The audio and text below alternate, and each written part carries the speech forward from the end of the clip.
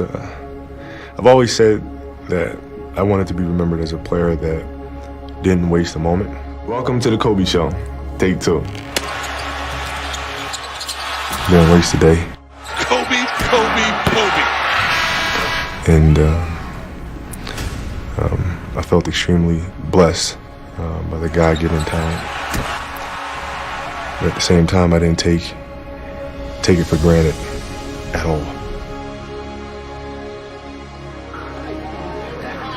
So if I could be remembered as a person that was born with a lot of talent, but did everything he could to try to overachieve, and lived every day as if he was the 12th guy on the bench, I think that's a very powerful message to have, and something that hopefully the players that are now and players that will come later choose to embody as well.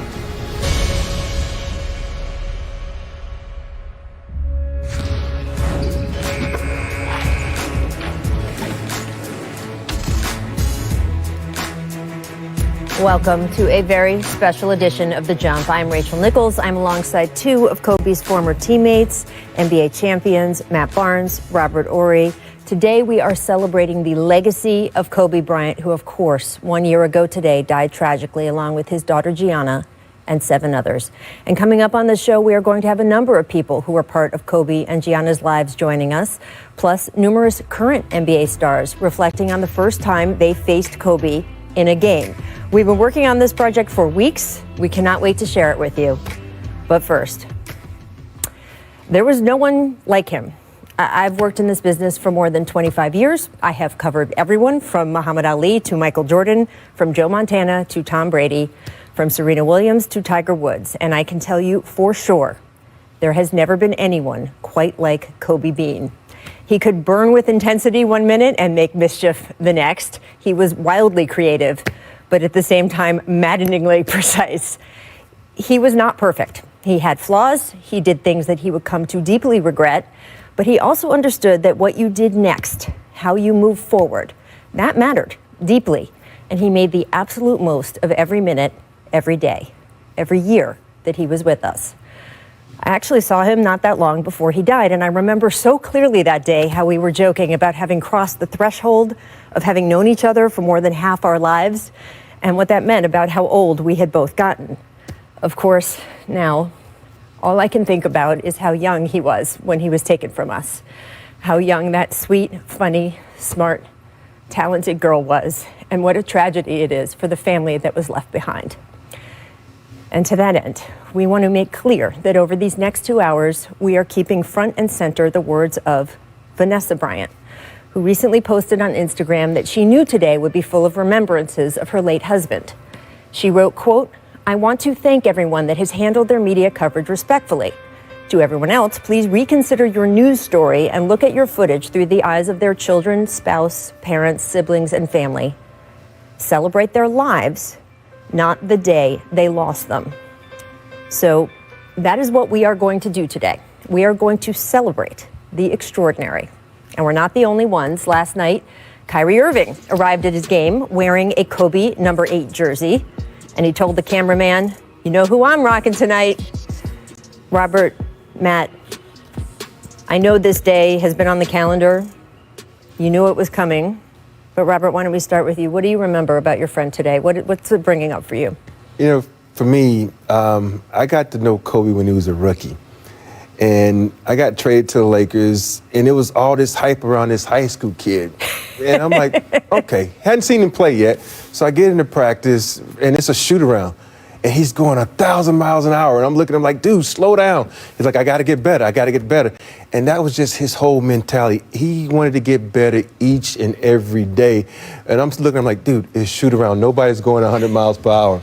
But the thing about him is you just knew he was destined to be great because he had that energy and that work ethic like no other. And for me to have that moment to see what he could become and to have a lot of conversations with this guy and share some of my knowledge with him.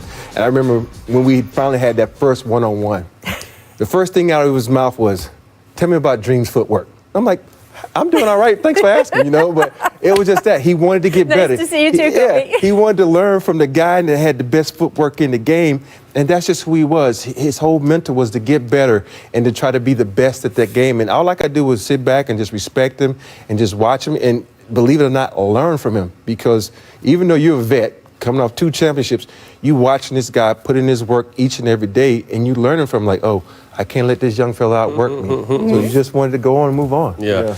I mean, mine is kind of post-career. Obviously, our battles that have been well documented, but just the person outside of basketball, Kobe, the man, the father, the businessman, and how, although basketball was over, he still attacked everything with that same passion, desire, and focus. The way he fathered, how adamant he was about trying to put his last 20 years behind him, his greatness in basketball, and be known for what was next. He was always trying to innovate. He was always trying to get better, get himself better. Oh, you guys found this footage. This was you, of course.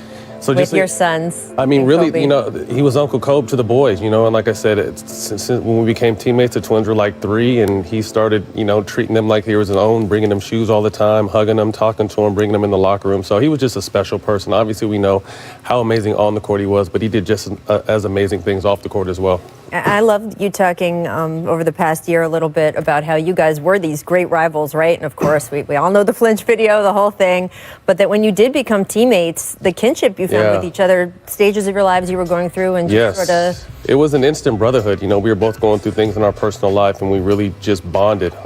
Practice, after practice, post games, going out and grabbing a drink or grabbing some dinner, and really, like I said, getting the chance to really learn each other as men outside of the basketball court. And that's what my fondest memories of him was, and just really getting a chance to know, because Rob will tell you he doesn't let too many people in, and if he allows to let you in, it's a beautiful thing. Yeah, once he lets you in, it's a wonderful thing, like he said. And there's so many moments that we share privately, and it's amazing to me that he has moments with everybody, and it's different. Every story is different. It's almost like he put everybody in the category and says, okay, I'm gonna talk with you about kids, with cars, you about footwork. And to me, it's almost like it was 3 or 4 different Kobes out there, that he was in different places at different times, because you hear the stories and you're like, I was around that time. How did you get there? What is going on? But it's so many stories. I think having one of my other favorite stories is just when you have those long plane rides. Right. And you have the moment to just sit down and you talk about everything outside of basketball. I talked to him about his times growing up as a kid in a foreign country. And he talked about me growing up in the South and how it was, and and the little thing. And all of a sudden, he's like, dude, you don't play spades? I'm like, every black person in America plays spades. You don't know how to play. And you sit there and you teaching this guy how to play spades. It was just like a big brother kinship. And there was so many memories like that you sit back on a day like today and you just think about it. Even the last memory I have of him is meeting him at Mamba Academy a week before this tragedy happened, and just laughing and joking and talking about everything other than basketball. That was my favorite part. Yeah, absolutely. And it's funny too, post-career, Matt, as you say, he was so focused, as we know, for so much of his time. And Robert, you playing with him from the moment he stepped onto a basketball court in the NBA for the first time, saw that development, right? Tracy McGrady has talked a lot about how they used to be so close, and then there was basically a 10-year period where Kobe was just so tunnel vision, so consumed by the game. And then that ended. And even in the later days of his playing career, and then certainly post-basketball, it was almost like he was starving to me. To me, it felt like he was starving for all the things he had missed in that tunnel vision time. And as you say, Robert, he wanted to be everywhere. He would love to sit and talk to you for 45 minutes. He would do everything. And I loved getting to see that part of him. And I think that's part of what makes this so hard, is that he had so much left to do. And Gianna, as you said, Matt, you were around each other's kids. I got to be around Gianna a few times in a way that just really get to know her and know how special she was. She could have ended up being the greatest women's basketball player ever. And Diana Taurasi will tell you that too. And just the potential that we lost. And I think it's a great, not that we need it, but today is a great reminder to hug your kids, hug your family. Always. And remember that the impact you have on everyone around you matters. Because I think that's what we see when we see all of this outpouring of love and affection for Kobe from other NBA players, from people here in Los Angeles, where he was literally the symbol of the city for 20 years, for people who knew his beautiful family, his daughters, his wife, Vanessa. the impact you have, the way you touch people in every interaction, in every moment, it matters. And it mattered with Kobe. And we'll be talking about that through the rest of this show. In fact, coming up, you will hear LeBron James, Kevin Durant, Steph Curry, and many more talking about what Kobe meant to them from the very first time they got to play against him. First, though, national anthem on the night of his last game. They had a great relationship. Flea from the Red Hot Chili Peppers here to help us celebrate Kobe. Thank you so much, friend, for joining us. We really appreciate it. I'll just start asking you the same question I asked Robert and Matt. What memories are brought up for you on a day like today? It's a flood of memories, and waking up today and realizing it was the anniversary of his death. Firstly, just that this entire year has gone by without him, and what a touchstone he was for our city on a multitude of levels. As an athlete, the amazing things that he did, the transcendent acts on the basketball court, it's not so much for me personally what he did, it's how what he did made me feel. And I think that's a universal thing. It's what it made us all feel. Right. It's like when someone dedicates themselves to a craft so completely and transcends so profoundly, it satisfies a yearning in all of us, because every one of us yearns to be better. We yearn to be better as human beings, as friends, as lovers, as whatever field we're in, whether it's arts or academics or athletics or whatever our labor is of life. We all yearn to be better. When someone shows us how far you can take it, it's inspiring and it touches us. And for someone like me, and for the many of us that are basketball fanatics, we know that basketball is a vehicle for the most profound expression of human spirit, and Kobe embodied that to the furthest extent that we could ever imagine. And I'm so grateful for him, and I can't help but think back to that day a year ago when he passed, and how absolutely devastating it was to get that news. And, because we were watching this guy evolve, not just, as an athlete, he evolved through his career from being so arrogant in the beginning to bringing in his teammates in a more complete way as his career evolved, but also as a human being, Yeah. Just who became warmer and kinder and more inclusive. And then, after he retired, all the work he did with his daughter and women's basketball and bringing attention to it, and how important that was, gender equity in sports. And to think back to that day, you're sitting there devastated that Kobe left us, and then we hear that his beautiful little girl was gone. And it was, absolutely crushing. And, it's a time for memory, and it's a very solemn thing. No, that's all. Yeah, it's so eloquently put. The idea of what he made you feel, that Maya Angelou quote, right? That is Kobe to a T. And I do want to honor Vanessa's wishes by focusing on points in his life. And it is funny, for all the championships, for all the great moments, that last night, Flea, I feel just so honored to have been in the building for his final performance. And you did a lot more than that. He asked you to be the one to do the national anthem that night. What did that mean to you? And just also to see him drop 60 in his exit. What do you remember about that night? That I wanted to do a good job for him, to honor him. And then it was, just thinking about his whole career. I met him before he ever played a game for the Lakers, after they drafted. And, I didn't know Kobe well at all. I was, I'd met him a few times, and he was always kind and generous with his time with me. But I just wanted to honor him and to do the best at my craft, that I could, and as the best that I could do for him, and to channel God, to channel the spirits, and to be a conduit for all that is good about humanity, and do my best as an evolving person to honor him. That's all I ever wanted to do in that regard. Well, you've done that, certainly, and more. Thank you so much for spending time with us today. It's good to see you again, and I know that Kobe's in your heart, not just today, but every day. Thank you, Flea. We appreciate it. Okay, Rachel. Bye-bye.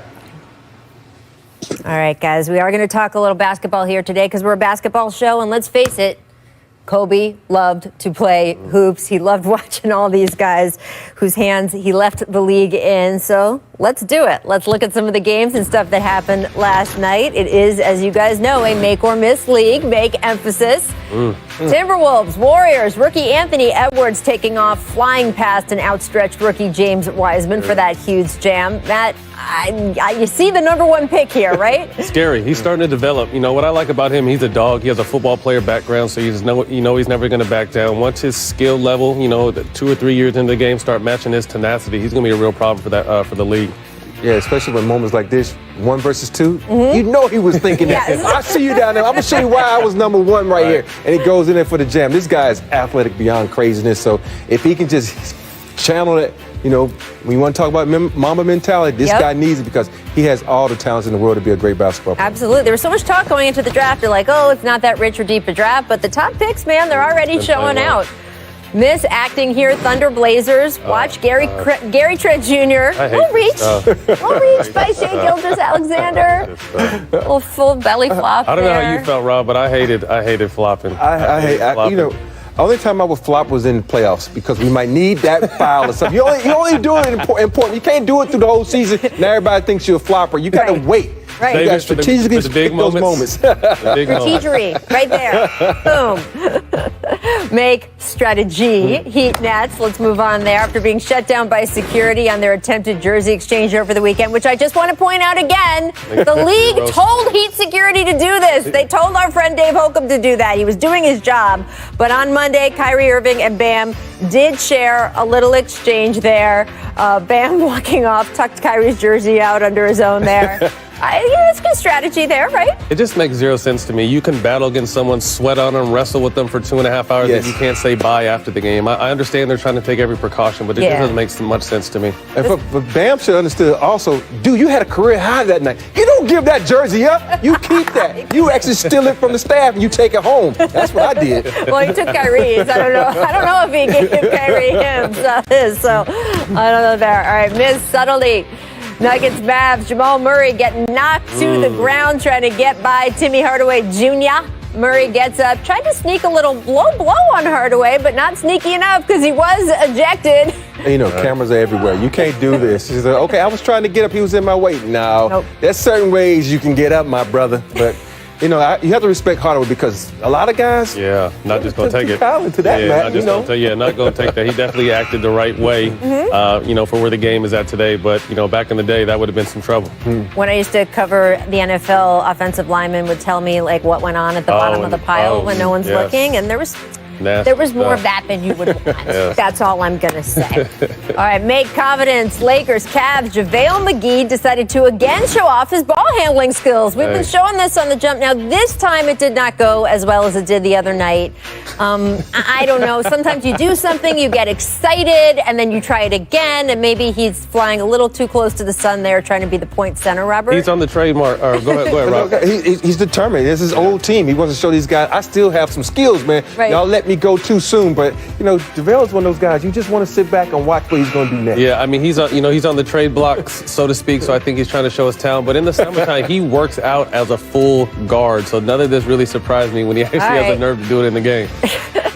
Well, JaVale, not the only one in Cleveland feeling himself last night. LeBron James absolutely went off in his first game back in his old home arena in 2 years. James dropping 46 on his former team. 21 of those points came in the fourth quarter, where he outscored the entire Cavaliers team by himself. And you can see here just how efficient he was, especially from range. He made 7 of his 11 threes. Now, as mentioned, he turned it on in the fourth, which came about a little extra motivation from a special spectator who let LeBron hear it after missing a shot close to the end of the third. Take a listen here. Yeah, I know who he is. He's part of the front office group. He was really excited about me missing, that shot a little bit more extra than I would have liked. But, he got a root for his team, obviously. And he was, he showcased that. So, I knew I had another quarter. And the fourth quarter is my favorite. Matt, come on. Someone who works for the Cavs should know better, right? I mean, there's always that one person when a joke is told that kind of laughs a little bit too hard. Even if they didn't do nothing, you're going to be the reason why. He was definitely the reason why. LeBron went for 21 in the fourth quarter and outscored the whole Cavs team. So, he looked for anything similar to what Kobe did. Look for anything for motivation, and he definitely found it. The real part about it, look at the head snap. It was a quick head snap. Like, right? oh, no, you did Like just he knew and the then he laugh. looked back Like at him he knew again. who laughed. Exactly. Like I heard that laugh before. I got you. You want to wake me up? I got something for you right here. And he went off, true LeBron style. In his building, the building LeBron built. There you go. That's all I got to say. And look, our Dave McMenamin reporting. You're not going to sneak much past Dave. Dave found out it was Jason Hillman in the Cavs front Good job, office Jason. that LeBron had the interaction with. So, yeah, I don't know how he feels this morning, but there you go. We will be right back after a quick break. But up next, Woj reporting the NBA is still looking to hold an all-star game this season, potentially in Atlanta. Is the idea of this something, nothing, or everything? Stick around to find out. We will all see the set. You can see everything else. We'll have some special guests coming up throughout the show, including some amazing Mamba memories. Right now, though, it's time to play one of our favorite games here on The Jumps. Oh, yes, you know it. Something, nothing, or everything. First, Adrian Wojnarowski reporting NBA and players are negotiating the possibility of an all-star game on March 7th in Atlanta. Chris Paul reportedly wants to use the game to provide support to HBCU schools. COVID-19 relief. Remember, the league previously canceled the original All-Star Game festivities in Indianapolis. Matt, do you think the NBA, considering bringing back an All-Star Game in a pandemic, is something, nothing, or everything? I think it's everything. I think they'll keep, obviously, safety first. And with Chris Paul, the head of the Players Association, he's always thinking ahead. So, obviously, it's a great cause for the HBCUs in the COVID relief, but also for the guys that it possibly could be their last or someone's first. You know what I mean? So you never want to take those moments away. Some people are never fortunate enough to make it. So I agree. Obviously, keeping safety first is at the utmost. But, the fans love it. And the games themselves have been so amazing lately. I would love to see an all-star game. I totally agree with Matt. This is everything. And I think the one thing that it really is going to be impressive if they're able to do anything for the HBCUs, because I know this is a passion of Chris Paul's, and for the NBA to step up, especially during this time of Black Lives Matter movement, it'll be the perfect platform for you to just say, hey, look at us. This is what's going on in the country still, but we want to show our support for the HBCU and, more importantly, for the COVID-19 people who are supporting that and helping out with that. And the fact that it's in Atlanta, the blackest city, the black city of the United States. I love Atlanta, you know what I mean? So it's a perfect setting, and like I said, for the reasons, that Chris Paul laid out, I think it's a great idea. Chris's support, right, of the HBCU movement and sort of what he's done to bring attention to, hey, it's not just these universities are here, or the support they should get, but young athletes, guys from his AAU program directing them toward those schools has been really amazing. I appreciate all the reasons why everyone wants to have an all-star game this year, but I am concerned. I'm going to say, I don't think we can just gloss over health and safety here. And I sit here every day and I announce cancellation after postponement after postponement. And we have a situation here where we have 30 pods, right, in the NBA. And those pods in, say, the 2-week period, somebody may be exposed to COVID, right, is kind of what we look at, 10 days to whatever. They may interact with 1, 2, 3, 4 other pods, right, in games that they play. And we've seen the reaction of that, right? The Wizards, who got something maybe after contact with the Celtics, and then it knocks out their schedule, and then it knocks out someone else's schedule. That's when you're only mixing 3 or 4 pods in any given 10 to 14-day period. What happens when you are taking 24 guys from 20 different pods, putting them all together with no quarantine on the way in or on the way out, because the All-Star break is only 5 days, sticking them together in Atlanta, which, as you note, is a city that guys like. Are you telling them they have to stay locked in their hotel rooms the whole time? Are you telling them they can't interact with anybody? The logistics will be tough, I think. You're telling people they can't exchange jerseys or have handshakes or hugs because they're coming 2 separate pods, right, between teams. Now you're going to stick 24 of them all together and then send them right back to their individual pods. So, look, the NBA has been fantastic on health and safety. I trust the leadership of the NBA. I really, really do. So if they have a plan for this, I am excited to hear it. But again, as someone who every day sits here and talks about COVID's impact on the league, I am curious how they would pull this off. And if they can, I'm thrilled to see it. If they can't, I hope there is another way that we can give money support to some of the causes that we just mentioned. They can always just put it at the end of the season. That too, absolutely. And I do love that Elon ending they did in the last game. It was so fun. I loved the All-Star game in Chicago. It was amazing. So I would sure love to see it if safety can be taken into account for. All right, let's talk about the Nets beating the Heat for the second time in 3 days on Monday. But in those two games where Kyrie, KD, and Harden played, it was James that has taken the fewest shots, only 19 total in 2 games, along with 19 assists. Here's Harden's post-game describing this newfound balance for him. I was in a role for 8 years, controlling the ball, dominating the ball. Now it's a different experience for me, but it's still great. You got to pick and choose when to be aggressive, when to get your shooters going, when, to let KD and Kyrie get going. Once we get a rhythm in that flow and we kind of start to feel, each other out more, our team will have a lot more flowing throughout the course of the game. Right now, we're trying to find it, and we show really good glimpses of it, but it'll be more consistent.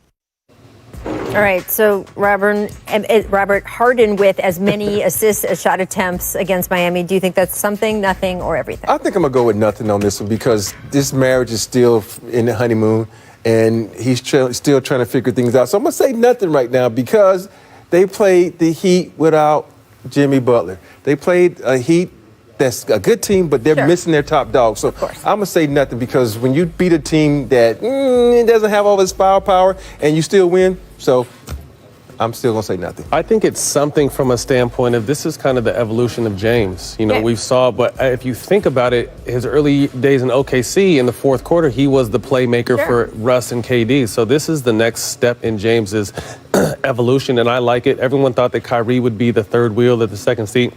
Kyrie's moved to the scoring two guard in honor of Kobe. He's a scoring two guard. We know what KD does. So James is able to get everyone else going, but also get his shot at any other time. And like I said, I just think that's an evolution of him. My only concern about this team is on the defensive end, but offensively, they're playing against themselves, trying to get better every single night. So I don't really care about who the opponent is. And you guys both know that progression, right? You've saw it in the league, both I'm sure with yourselves, but also with all the guys you came in contact with over the years. You start out just wanting to make it as an NBA player. Then as you get better, as James Harden did in Oklahoma City, we know there was a little bit of like, well, I could do this. I could start. I could have my own team. I could do these things. And then he spent years in Houston showing us that. The MVP, the individual accolades, the scoring titles, where he moved up in the record books behind Wilt in terms of per season averages. And then after a while, you're like, well, I really would like to win a title, and I'm going to sacrifice to that level to get to win one, and at least so far he's doing that. I just wonder how long, it's good now, and he seems happy with it now. If it stays at this pace where he's getting 10 shots, 12 shots a game, I wonder if he can stay happy throughout the season, knowing that he's sacrificing for the greater of the team. That's what that's my thoughts. Because you guys have seen that too. At the beginning, everyone's happy. A little honeymoon. When the first loss or 2 losses in a row hit you, and you're like, hey, what about me? We'll see.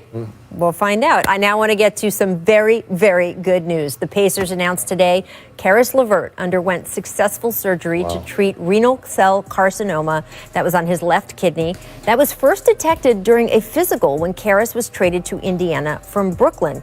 No further treatment needed. Karis is expected to make a full recovery, although he will be out indefinitely. He said that he thinks this trade could have saved his life, guys, that he would never have had this thorough a physical just randomly in the middle of the season.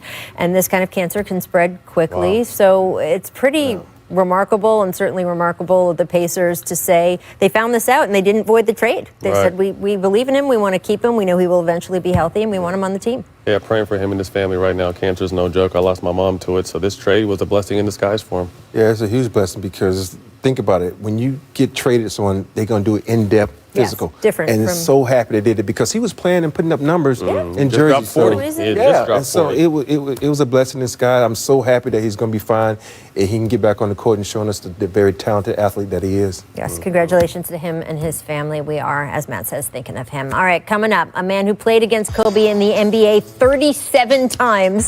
Zach Randolph joins the NBA All-Star, the 2004 Most Improved Player, and the man with one of the best nicknames in NBA history, Zebo. Zach Randolph, welcome back to The Jump. So good to have you here with us. And much like Kobe Bryant, you were a fierce competitor on the court. But I loved a recent interview you did with Mark Stein of the New York Times talking about how much better you got to know Kobe after your careers were over. In fact, you asked him to coach your daughter, McKinley. How did that change your perception of him, your relationship with him after he retired? I love that you have this window into his post-career life. I mean, it was great. I mean, you know, she wanted to play. We're moving out here, and, you know, I reached out to Kobe, and he's like, you know, hey, come in and, you know, let's see how it goes, and, you know, how she mixed in with the girls, and it was good. You know, it was good. She came in, she fitted in well, and, you know, he worked her, and he believed in her, man, and it was great.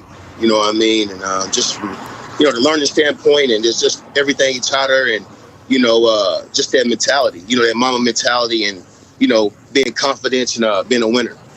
Zach, do you have any Coach Kobe stories? I know that he got a chance to work with the Twins, and I asked how often he practiced his team, and he said he had the girls running the triangle offense, working out 5 or 6 days a week.